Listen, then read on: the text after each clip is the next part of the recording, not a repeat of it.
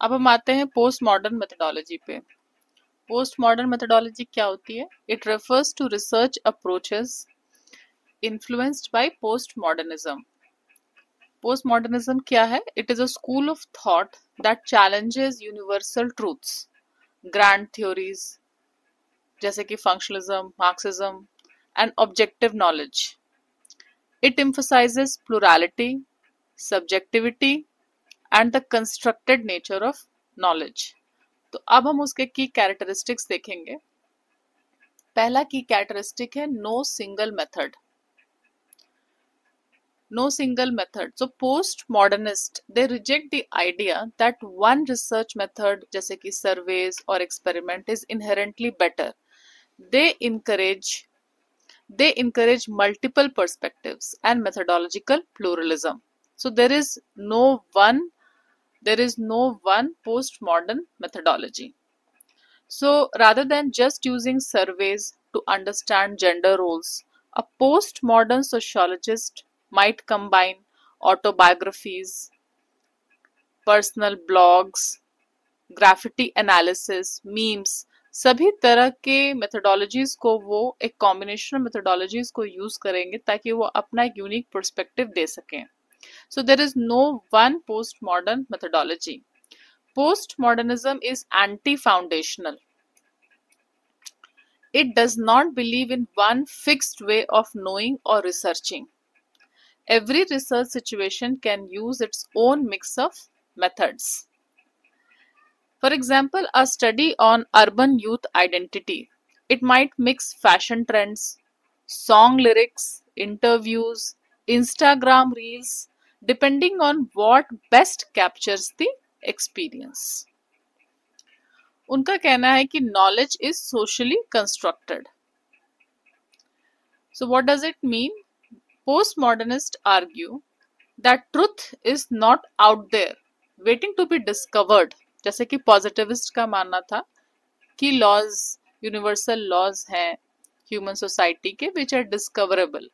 उनका मानना है कि कोई ऐसा कोई ट्रूथ नहीं है which is waiting out there to be discovered. Instead truth is created through language, culture, power and interactions.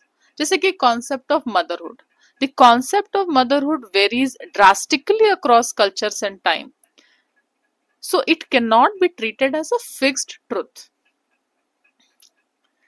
They reject the modernist claim that knowledge can be discovered using the best or correct techniques. So modernist science believes in objectivity, neutrality, standard techniques जैसे कि experiments. Postmodernists जो हैं वो reject करते हैं इसको, saying all knowledge is situated and constructed. For example, a modernist may say a survey will objectively reveal public opinion. A modernist may say that a survey will objectively reveal public opinion. किसी topic पे आपको public opinion चाहिए. But a postmodernist argues that the way questions are worded already shapes responses. मतलब leading question है, जैसे आपने questions को बनाया है, कैसे प्रेजेंट कर रहे हैं, तो वो क्वेश्चन ही ऑलरेडी आपके रिस्पॉन्सेस को शेप कर रहे हैं। तो we are actually constructing knowledge. Knowledge कोई आउट देयर नहीं है जिसको हम डिस्कवर करेंगे, हम उसको कंस्ट्रक्ट करते हैं, हम उसको क्रिएट करते हैं। So knowledge is created not discovered. जैसे कि एग्जांपल लीजिए मेंटल इलनेस और deviance. Now these are socially constructed. What counts as deviant in one culture और टाइम उस समय के लिए may be normal in another. अब जैसे सती प्रथा कभी तो नॉर्मलाइज थी इस सोसाइटी में अनफॉर्चुनेटली, लेकिन ऑफ कोर्स उसको हटाया गया, उसको कुरीति समझा गया, लेकिन एक टाइम पे उसको डिवियंस के फॉर्म में नहीं देखा जा रहा था। इमेजिन कीजिए, वो डिवियंट नहीं था और आज हम उसको एकदम कंप्लीटली डिवियंट के फॉर्म में देखते हैं कि वो गलत है। अब हम आते हैं एपिस्टेमोलॉजिकल पोस्टमॉडर्निज्म पे। So rejection of objective truth. उनका कहना है कि all knowledge is story telling not universal truth. इसमें मेजर कंट्रीब्यूशन है लियोटार्ड 1984। उन्होंने बताया कि मेटा नैरेटिव और grand theories are forms of dominant ideology, not objective knowledge. So, Lyotard criticized meta-narratives like Marxism, positivism for pretending to offer universal truth. He argued that he argued they actually serve powerful groups, the dominant ideology को serve करता है. For example, जो development theories हैं, development theories claim all countries must follow Western capitalist path, ignoring the indigenous ways of life. तो ये एक Meta narrative है कि हम डोमिनेंट आइडियोलॉजी को ही एक्चुअल आइडियोलॉजी मान रहे हैं. तो लियोटार्ड का कहना है कि grand theories are forms of dominant ideology and they are not objective truth. No attempt should be made to try to tell that any particular stories are better than any others. तो एक तरह का ये story telling है. हमने आपको एक story बताई, किसी और ने अपने पर्सपेक्टिव से दूसरी स्टोरी बताई, तो कोई एक्चुअली यूनिवर्सल ट्रुथ नहीं है. उनका कहना है कि no attempt should be made to try to tell that any particular stories are better than any others. So post modernist believe that all knowledge claims should be seen as equal stories, not judged by a fixed yardstick, a fixed measure. They oppose ranking one theory over another. तो जैसे कि मान लीजिए a tribal belief system explaining illness through spirits should not be completely dismissed in favor of only biomedical explanation. उसको उसके context में भी जाकर उसके वैलिडिटी को समझना चाहिए. Both are valid in their own context. कोई एक थ्योरी दूसरे थ्योरी से बेटर नहीं है, ये उनका मानना है. सो knowledge is based on language. अब यहाँ पे एक बहुत इंपॉर्टेंट कॉन्सेप्ट है. कई बार हम लैंग्वेज को एक न्यूट्रल मीडियम के रूप में देख लेते हैं कि ये कम्युनिकेशन का मीडियम है, लेकिन पोस्ट मॉडर्निस्ट समझाते हैं कि knowledge is based on language. So language does not just describe reality, it constructs it. ये उसको बनाता है. The words we use shape how we understand the world. किस तरह के वर्ड्स हम यूज कर रहे हैं वो हमारे वर्ल्ड के अंडरस्टैंडिंग को क्रिएट करता है, कंस्ट्रक्ट करता है. जैसे कि terms like illegal migrant versus refugee, मतलब इसमें हम डिफरेंशिएट करते हैं ना. That can create very different emotional and political responses. हो सकता है कि इलीगल माइग्रेंट और रिफ्यूजी उन दोनों का अपना प्राइवेट लाइफ सिमिलर सर्कमस्टेंसेस का हो, इकोनॉमिक लाइफ सिमिलर सर्कमस्टेंसेस का हो, वो जो भी फेस कर रहे हैं वो सिमिलर हो, लेकिन जो उनको कैटेगराइज किया गया बिकॉज ऑफ वेरियस लॉज और पॉलिसीज, एक जगह पे उनको किसी को इलीगल माइग्रेंट रखा गया और किसी को रेफ्यूजी का स्टेटस दिया गया, लेकिन ये वर्ड्स यूज करने की वजह से जो उनको कैटेगराइजेशन दिया गया that can create very different emotional political responses, though both describe people crossing borders. तो जो नॉलेज है it is based on language. ये हमारे रियलिटी को कंस्ट्रक्ट करता है. So language is not a neutral medium. जैसे कि हम कई बार कह देते हैं कि लैंग्वेज सिर्फ मीन्स ऑफ कम्युनिकेशन है, लेकिन वैसा नहीं है. ये एक न्यूट्रल मीडियम नहीं है. Language reflects bias, it reflects ideology, it reflects power structures, it carries meaning beyond the literal words. जैसे कि टर्म हाउसवाइफ एक टर्म है, लेकिन इट अज्यूम्स डिपेंडेंसी, डोमेस्टिसिटी, जैसे कि और उसको आजकल एक नया शब्द दिया गया होम मेकर को ज्यादा रिस्पेक्टेबल और एक्टिव फॉर्म में देखा जाता है. तो language is not a neutral medium. Language constructs reality. We experience reality through concepts and categories that language provides. क्योंकि हम जो सोच रहे हैं, जो हमारा थॉट्स है, उसको बोलने के लिए, उसको दूसरे व्यक्ति तक समझाने के लिए, बताने के लिए लैंग्वेज को यूज करना पड़ता है. तो लैंग्वेज ही हमको वो कॉन्सेप्ट और कैटेगरीज दे रहा है. इसीलिए हमारा जो अंडरस्टैंडिंग है वर्ल्ड का, it is shaped by this discourse which language provides. For example, caste identities जैसे कि दलित और शेड्यूल कास्ट, ये सिर्फ लेबल्स नहीं है, they reflect changing power, resistance, inclusion narratives. तो लैंग्वेज न्यूट्रल नहीं है और लैंग्वेज रियलिटी को कंस्ट्रक्ट करता है। Why? Because meaning shift, truth becomes unstable and fluid. कितना पावरफुल लाइन है। Since language is contextual, meanings can change, therefore truth itself is never fixed. What is true in one context may be false in another. जैसे कि word cure पहले एक थोड़ा derogatory वे में देखा जाता था, लेकिन अब it has been reclaimed as symbol of pride. तो मीनिंग्स इवॉल्व करते हैं, शिफ्ट करते हैं, और ट्रुथ भी इसीलिए अनस्टेबल और फ्लूइड है। Therefore, all knowledge is interpretative, shaped by language, discourse, and power. Postmodernists conclude that no knowledge is purely objective. All knowledge is shaped by the language used, who controls the discourse and social power. History books often reflect the viewpoint of victors, हम जानते हैं. The dominant narrative may ignore or distort the subaltern perspectives. अब हम आते हैं foundations and tool of post modern methodology. पहला क्या है? Deconstruction, given by Jacques Derrida. इसका क्या मतलब है?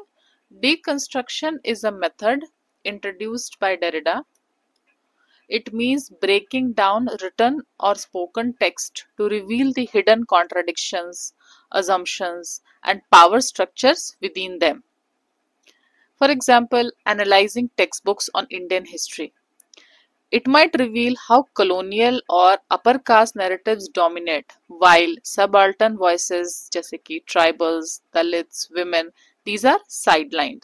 तो deconstruct करना, breaking down written or spoken text to reveal the hidden contradictions, assumptions, and power structures. Involves breaking down text to expose the contradictions. दूसरा, post modernist use deconstruction for what? To critique existing knowledge. So deconstruction is not just literary criticism. It is a tool to challenge dominant ideologies which are embedded in mainstream knowledge. मतलब इतना ज्यादा वो embed हो गया है कि हमें वो ऑब्वियस लगने लगता है। जैसे feminist deconstruct the idea of domesticity to show how it normalizes women's unpaid labor. इसको इतना नॉर्मलाइज कर दिया गया है कि हमें दिखाई नहीं देता है, बट पोस्ट मॉडर्निस्ट डिकंस्ट्रक्शन के टूल को यूज करके हमको वो दिखाते हैं। ऑल्सो दूसरा चीज क्यों वो डिकंस्ट्रक्ट करते हैं? पहला to critique the existing knowledge, और दूसरा to create new knowledge specially from secondary sources. So instead of fieldwork, postmodernists often reinterpret existing documents, books, speeches, uncovering new meanings and marginalized voices. जैसे कि Dalit scholars have reread Ambedkar's writings and colonial records to reconstruct the lived realities of caste oppression. तो ये इसका foundation and tool था। अब हम आते हैं क्रिटिसिज्म ऑफ एपिस्टेमोलॉजिकल पोस्टमॉडर्निज्म।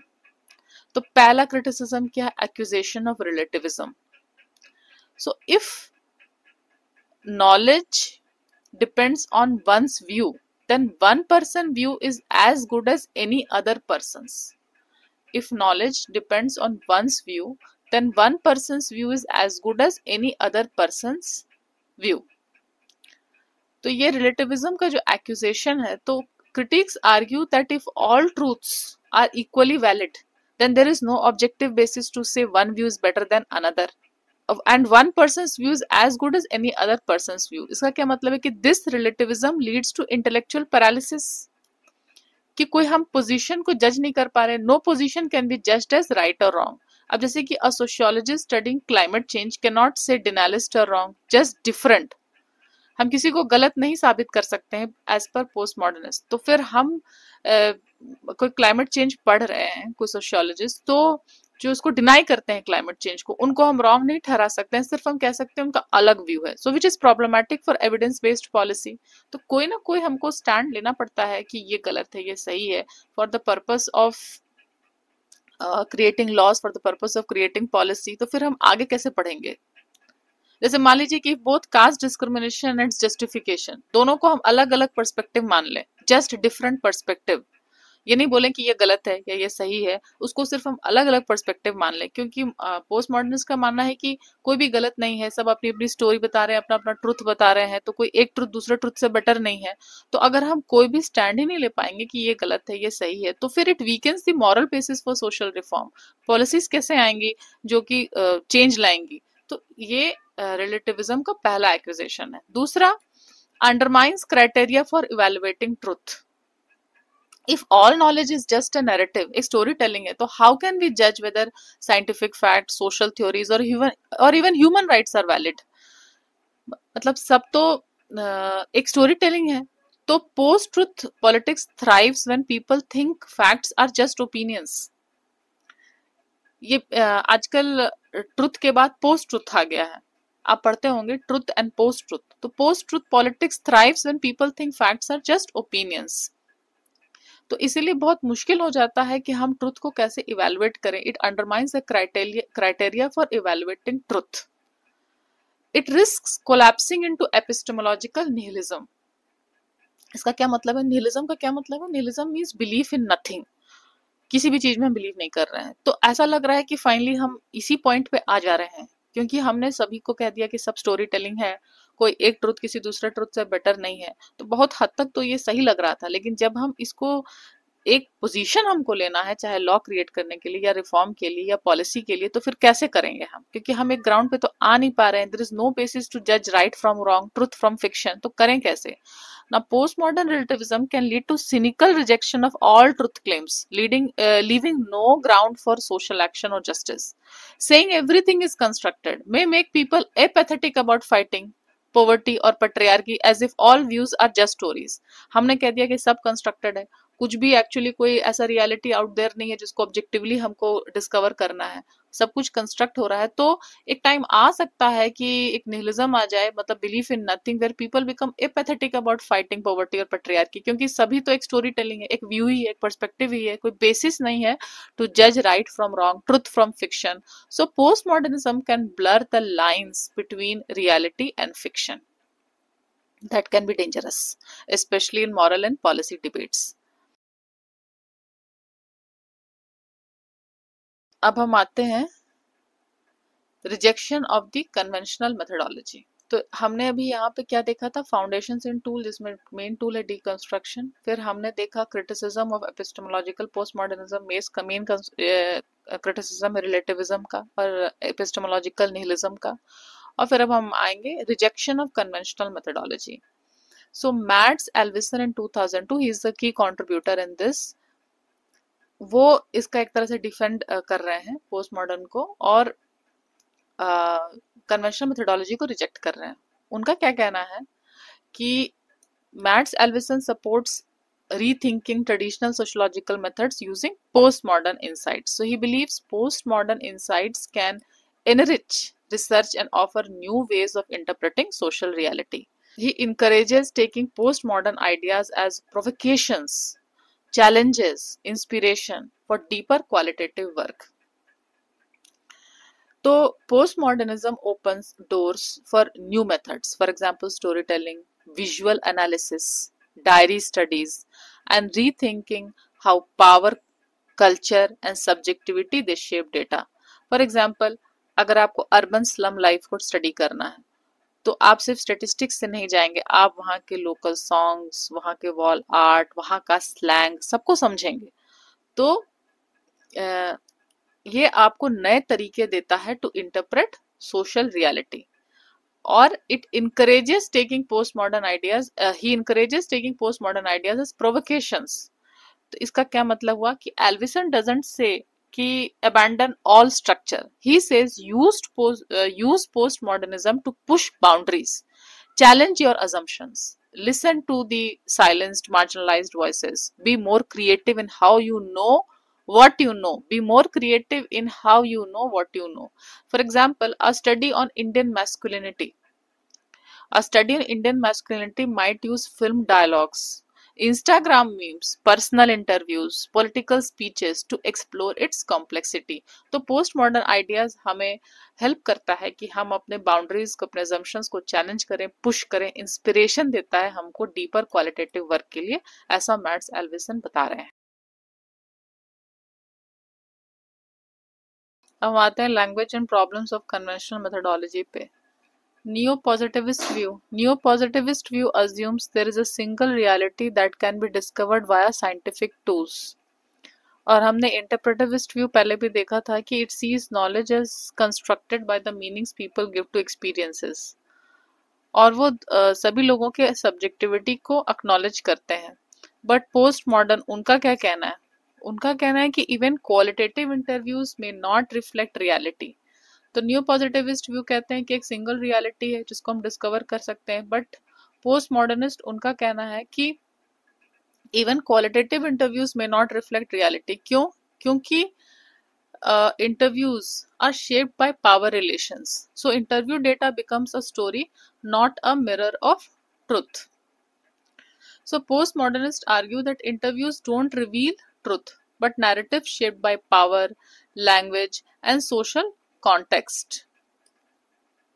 जैसे मान लीजिए कि कोई अर्बन रिसर्चर है और वो एक अपर मिडिल क्लास के अर्बन रिसर्चर हैं और वो रूरल सेटिंग में जाके इंटरव्यू यदि ले रहे हैं किसी भी सब्जेक्ट पर, तो वहाँ पे ऑफ कोर्स आएंगे इस तरह के डिफरेंसेस या डिफरेंशियल्स होंगे of power relations, of position, of class, of even caste भी हो सकता है। तो ये इन चीज़ों से इंटरव्यूज जो हैं शेप्ड होते हैं। तो ज़रूरी नहीं कि वो आपको एक ऑब्जेक्टिव ट्रुथ जिसकी हम खोज कर रहे हैं एज पर पॉजिटिविस्ट वो वहां पर हमको मिले। So interview data now becomes a story, not a mirror of truth. So interview should not be seen as mirrors of reality but as constructed narratives which is influenced by the interviewer's language, context. अब जैसे मान लीजिए political workers हैं, तो political workers से अगर interview लेंगे तो दे में exaggerate their parties achievements depending on who is asking. The interview becomes a performance, not just a fact और अ रिकॉर्ड ऑफ ट्रुथ। अब इसी को एल्विसन्स ने, जो पहले हमने देखा था मैट्स एल्विसन, उन्होंने समझाया है Alvesson's use of for example of interviews to show why data produced in research cannot be seen as objective reflection of reality but the outcome of multitude of processes. So Matt Alvison shows that interviews produce layered complex stories, not the raw truth. उसको वो यहाँ पे समझा रहे हैं कैसे। पहला, interviews मतलब जिनका इंटरव्यू लिया जा रहा है may construct stories based on political और सोशल रियलिटी। जैसे people speak from their lived position, कैसे वो जी रहे हैं in society. So that is influenced by of course by class, caste, gender, the politics. तो इलेक्शंस के टाइम में मान लीजिए इंटरव्यू लिया जा रहा है तो कोई कह सकते हैं फॉर कि वो जॉब लाए, दूसरा आदमी कह सकता है कि उन्होंने जॉब ले लिए। तो now both these stories are shared by social and political positions the people the respondents are taking. Number 2, interview results are shaped by ethnicity, gender, political orientation. The same question asked by a man versus a woman, और in language भी matter करता है, English में पूछा जा रहा है या लोकल डायलेक्ट में पूछा जा रहा है, that can produce different answers. जैसे कि एक वुमन में open up more about domestic abuse to a female interviewer than to a male one. Interviews should be studied for how meanings are negotiated, not just what is said. किस तरह से मतलब सिर्फ superficial level पे क्या बोला जा रहा है, सिर्फ उसी को नहीं देखना चाहिए, कैसे चीजों को नेगोशिएट किया जा रहा है, कैसे आंसर्स तक पहुंचा जा रहा है, कैसे मीनिंग्स क्रिएट किए जा रहे हैं, उनको भी देखना जरूरी है। So post modernist urge to analyse the process, interview के एंटायर प्रोसेस, मतलब किसी भी मेथड के एंटायर प्रोसेस को समझना है, not just the final transcript.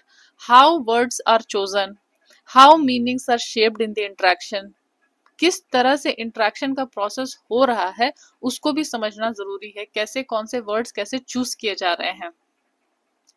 So in an interview, the data may simply reflect dominant discourses in society.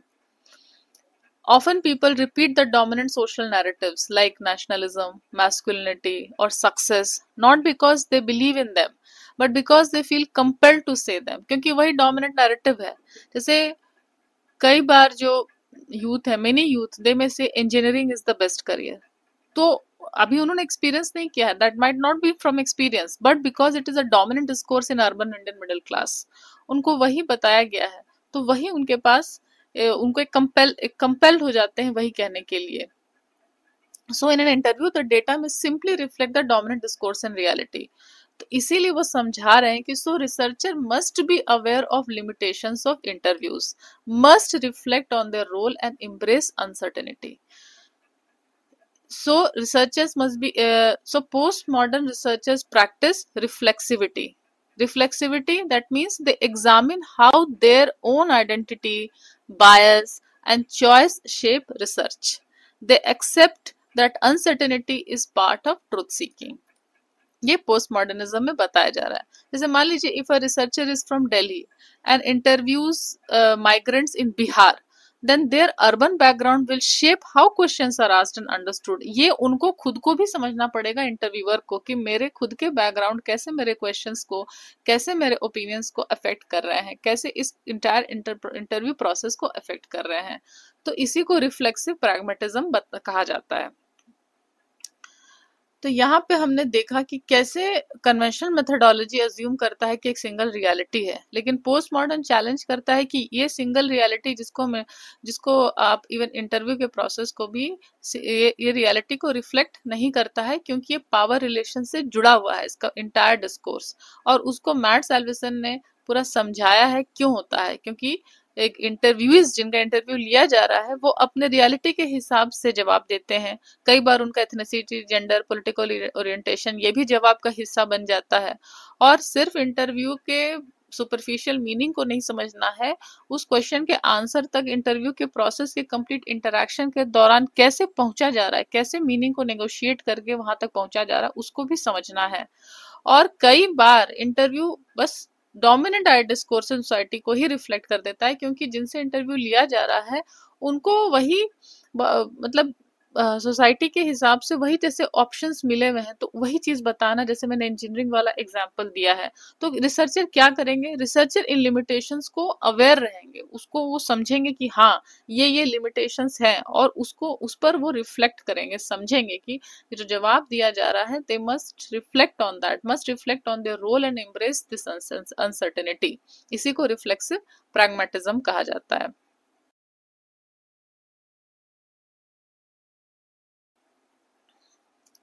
तो अब हम आते हैं कंक्लूजन पे पोस्ट मॉडर्न मेथोडोलॉजी के। Post modern methodology shifts focus from what is true to how knowledge is produced. मतलब truth seeking यहाँ पे बहुत ज्यादा नहीं किया जा रहा है, ये समझा जा रहा है कि नॉलेज आखिरकार कंस्ट्रक्ट या क्रिएट कैसे हो रहा है। Postmodernists do not aim to find absolute truths. Instead, they question how knowledge comes to be seen as truth, exposing the social, political and linguistic forces behind it. कैसे knowledge ये produce हुआ उसी को समझने का प्रयास किया जा रहा है। जैसे in tribal welfare schemes success may be claimed based on official data, लेकिन पोस्ट मॉडर्निस्ट पूछेंगे कि who produced this data, What voices were left out? What methods created this truth? ये जो डेटा जिसको आप ऑब्जेक्टिव ट्रुथ मान रहे हैं, ये कैसे क्रिएट हुआ, उनका सवाल इस पर ज्यादा रहेगा। So they encourage reflexivity, pluralism and critical awareness of power in knowledge creation. ये हमको अपने बायसेस, अपने अजम्पशंस को क्वेश्चन करने के लिए मजबूर करते हैं।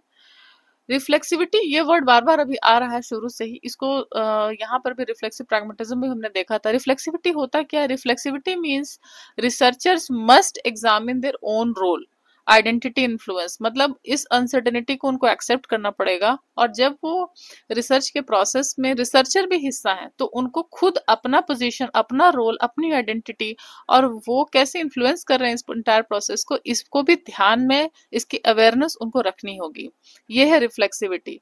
प्लूरलिज्म क्या होता है? Pluralism means accepting many view points, not one fixed reality.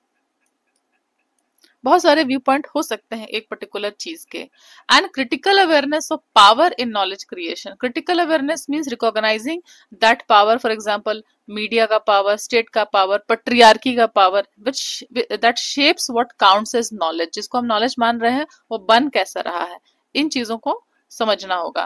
For example if an upper caste male researcher is studying Dalit women's access to sanitation, post modernism demands reflexivity, मतलब वो इस चीज को समझे, how does his own identity shape what is asked, what is understood, what is being reported, awareness उनमें होनी चाहिए। अब हम आते हैं एक समरी पर, मॉडर्निस्ट व्यू और post modernist view. Post modern methodology का एक कंपैरिजन हम देख सकते हैं कि अभी तक जो मॉडर्निस्ट व्यू था और पोस्ट मॉडर्निस्ट व्यू में क्या अंतर है। तो ट्रुथ की अगर बात करें तो मॉडर्निस्ट व्यू में मानता है, मतलब जो पॉजिटिविज्म में हमने देखा कि एक ऑब्जेक्टिव ट्रुथ है जिसको हमको डिस्कवर करना है, और पोस्ट मॉडर्निस्ट व्यू मानता है कि ट्रुथ ऐसा कोई डिस्कवर करना, there is no truth out there which has to be discovered, truth जो है वो कंस्ट्रक्ट हो रहा है और मल्टीपल है, सोशली कंस्ट्रक्टेड है और मल्टीपल है। जो हमने देखा था स्टोरी टेलिंग की, हर कोई अपनी अपनी स्टोरी बता रहे हैं और एक स्टोरी दूसरी स्टोरी से बेटर नहीं है। फिर आता है लैंग्वेज, लैंग्वेज को जो मॉडर्निस्ट व्यू है न्यूट्रल समझता है, लेकिन पोस्ट मॉडर्निस्ट कहता है कि यही तो रियलिटी को कंस्ट्रक्ट कर रहा है, ये हमने देखा भी। मेथोडोलॉजी के देखें तो मॉडर्निस्ट व्यू मानता है सिस्टमैटिक साइंटिफिक, और पोस्ट मॉडर्निस्ट व्यू मानता है डीकंस्ट्रक्टिव इंटरप्रेटिव, कि उसके मीनिंग को समझना है, कैसे लोग अपने सोशल वर्ल्ड को नेविगेट कर रहे हैं, नेगोशिएट कर रहे हैं, उसके मीनिंग को समझना होगा। इवैल्यूएशन मतलब मॉडर्निस्ट व्यू का एक फिक्स क्राइटेरिया है, जबकि पोस्ट मॉडर्निस्ट व्यू का प्लूरलिज्म में बिलीव करता है, रिफ्लेक्सिविटी में बिलीव करता है। और गोल क्या है मॉडर्निस्ट व्यू का, कि हमको एक एक्सप्लेनेशन देना है, कॉज इफेक्ट, जो हमने पहले भी देखा था पॉजिटिविस्ट वाले लेक्चर में मेथोडोलॉजी के, कि प्रिडिक्ट करना है, कॉज इफेक्ट रिलेशनशिप निकाल के, जबकि यहाँ पे है क्रिटिक करना है, और ये है कि हमारे अजम्पशंस बायसेस को क्वेश्चन करना, प्रोवोकेट करना, ये प्रोवोकेशन पे है। इसी का इंडियन एग्जांपल्स क्या हो सकता है कि जैसे कि मॉडर्निस्ट व्यू देखें यहाँ पे, तो सेंसस क्लेम करता है कि x% लिटरेसी रेट है, तो ये एक ऑब्जेक्टिव ट्रुथ है जिसको हमने डिस्कवर किया बाय सेंसस। और पोस्ट मॉडर्निस्ट तब क्या पूछेगा, वो पूछेगा कि हाउ वाज लिटरेसी डिफाइंड, ये क्वेश्चन करेगा, वो ट्रुथ कैसे कंस्ट्रक्ट हुआ उसको ही क्वेश्चन करेगा, how was literacy defined and who was counted. अब जब यहाँ पे लैंग्वेज का देखें तो जब मॉडर्निस्ट व्यू को न्यूट्रल मानता है, तो जैसे interview questions are taken at face value, लेकिन पोस्ट मॉडर्निस्ट में कैसे हो रहा है, language used in answers is analysed for hidden meanings, कैसे क्वेश्चंस को पोस्ट किया गया है, कैसे क्वेश्चंस कंस्ट्रक्ट किए गए हैं, क्या लैंग्वेज उसमें यूज किया गया, क्या वर्ड्स यूज किए गए हैं, इसको भी एनालाइज किया जा रहा है, डीकंस्ट्रक्ट किया जा रहा है उसके पीछे के हिडन मीनिंग को समझने के लिए। फिर मेथोडोलॉजी, जैसे मान लीजिए यहाँ पे मॉडर्निस्ट व्यू में एग्जांपल लेते हैं सर्वेज ऑन चाइल्ड मैरिज, लेकिन यहाँ पे जब आएंगे तो ethnographic account showing cultural narratives on marriage, ये आप एग्जांपल ले सकते हैं पोस्ट मॉडर्निस्ट व्यू का, कि वो एकदम डिटेल में जाके मतलब यहाँ पे हो सकता है सिर्फ सर्वे ले लिया जाए चाइल्ड मैरिज का कि कितने चाइल्ड मैरिजेस हो रहे हैं, लेकिन यहाँ पे उसको कल्चरल लेवल पे जाके समझने की कोशिश किया जाएगा कि ऐसा क्यों किया जा रहा है। अगर इवैल्यूएशन की बात करें तो यहाँ पे सिर्फ मॉडर्निस्ट व्यू एक फिक्स क्राइटेरिया लेके चलता है कि प्रोजेक्ट का success is equal to target achieved, कि अगर कोई प्रोजेक्ट, जैसे हमने कोई प्रोजेक्ट लिया है विमेन से संबंधित, तो उसमें कुछ टारगेट बनाए गए थे, कुछ परसेंटेज, अगर वो अचीव हो गया तो सक्सेसफुल है। लेकिन यहाँ पे कैसे देखा जाता है, यहाँ पे project is critiqued for ignoring women's voices और अल्टरनेटिव गोल्स, उसी प्रोजेक्ट को यहाँ पे क्रिटिक किया जाएगा, समझा जाएगा अलग अलग पर्सपेक्टिव से कि कैसे किसी पर्टिकुलर वॉइसेस को मार्जिनलाइज कर दिया गया, उसको नहीं लिया गया। और गोल की बात करें तो मान लीजिए मॉडर्निस्ट व्यू जो है वो वोटर बिहेवियर को प्रेडिक्ट कर रहा है, तो कॉज इफेक्ट रिलेशनशिप निकाल के एक प्रेडिक्शन किया जाएगा, बट यहाँ पे देखा जाएगा कि how media, caste, gender, they are shaping the voting narratives. तो ये एग्जांपल से आप इनको, इसके कंपैरिजन को और अच्छे से समझ सकते हैं।